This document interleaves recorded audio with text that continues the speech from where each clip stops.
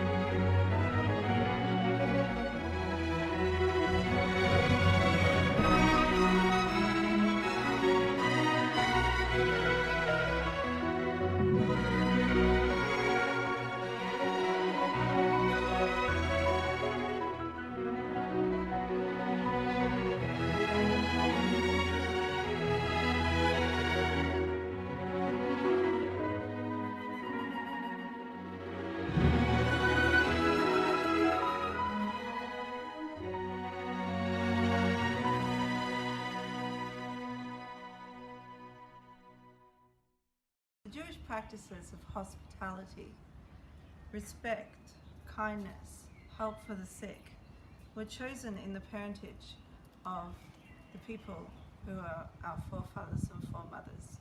They are what is defined in the Torah as very beautiful. These are virtues. They are not aspects of a woman's looks or a man's handsomeness, but rather their respect for family, their modesty, and their kindness to animals. All of these things were things that were chosen. These are the things that the slave was sent to find in a match for Isaac. Why were these things important in a girl, in a woman, to be married? Because these are things that were going to be passed down to make the shape of the Jewish nation to come.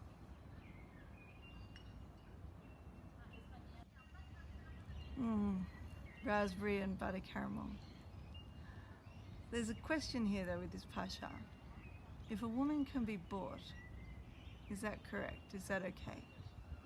By today's standards, probably not. Playwright Ibsen wrote in 1876, I think, the play A Doll's House.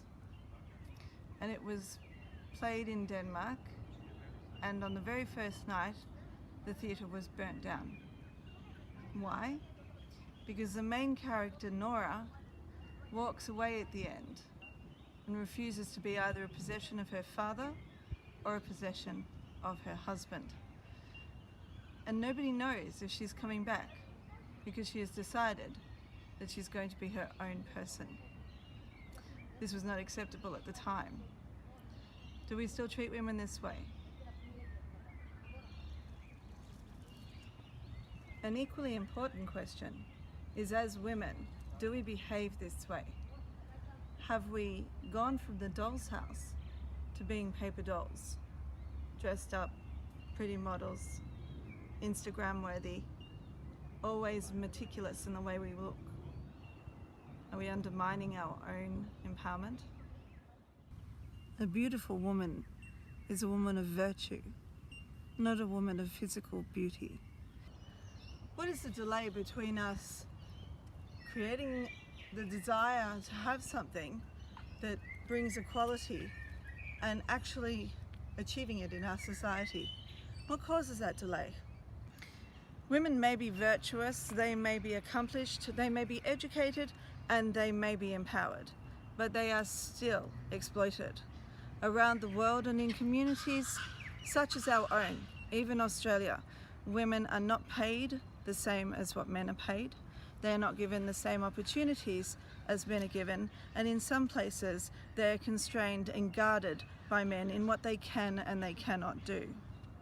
It is estimated in Australia that gross domestic product, GDP, the amount that the country earns annually, would increase by 50% if women were paid for the work they do at the same rate that men are paid.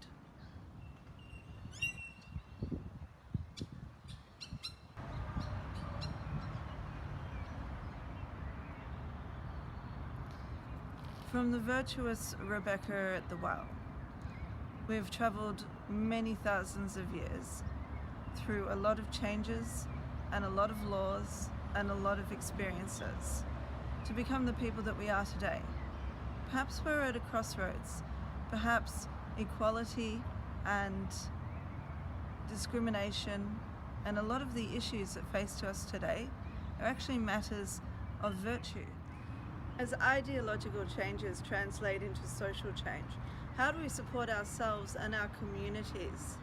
How do we make sure that our virtues are the things that we bring with us and that support us, not the things that we leave behind? We've heard the saying, marriages are made in heaven. Well, this comes from this Parashah. God makes marriages a sacred partnership. This part is particularly significant because it is the first place where a prayer for divine guidance occurs in the Bible. The slave prays for luck in finding Rebekah. What do we see from this? That even those under servitude have the freedom and the right to petition God. Everybody can speak from the heart and ask for what they want. How are you guided in different times, in times of difficulty? As the behavior of a parent teaches and shapes the child as it grows, so too do the virtues of our forebears shape the community we have built. The virtues necessary to perform the mitzvot we are all commanded are being chosen in our forebears in this Parashah. These mitzvot are necessary to bring humanity back into unity with its Creator, or more simply put, to heal the world, tikkun olam. Nothing is so certain as change. At the beginning of the Parashah, Sarah dies from grief. At the end of the Parashah, Abraham, God's friend, also dies. In the middle, though, we are given Rebekah, who draws her picture of water. Water to bring together that great thing that unites all of life, that flow from one generation into the next. Nothing is as certain as change.